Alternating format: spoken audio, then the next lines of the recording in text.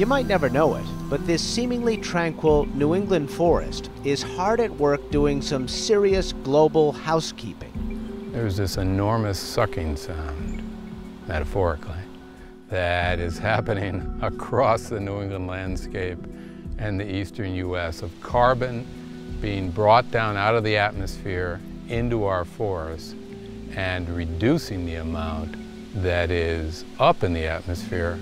David Foster is the director of the Harvard Forest, about 2 hours west of Boston. With support from the National Science Foundation, researchers here study forest ecology. We're trying to understand what shaped the land and where is this landscape going and what's going to be the fate of the eastern United States. That includes determining how the forest responds to carbon dioxide in the atmosphere.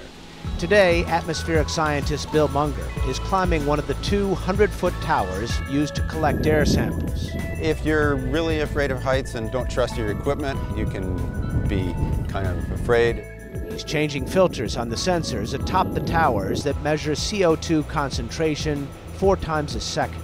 Then we can add that up over a half an hour and get how much CO2 went into the forest or how much came out.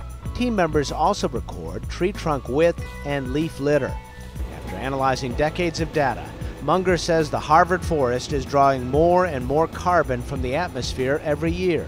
Every year, the forest has been taking up 2 to up to 4 metric tons of carbon per hectare of forest. But the problem is serious. Globally, we emit more than 30 billion metric tons of carbon dioxide annually, and the number continues to rise. The forests are working overtime. They're storing more carbon in the form of wood and in the form of material that gets stored and built into the soils around this landscape. Even so, Foster says while forests can't solve the climate problem, globally we pump far more carbon dioxide into the atmosphere than forests take out, they are more critical than ever to managing CO2 levels. For Science Nation, I'm Miles O'Brien.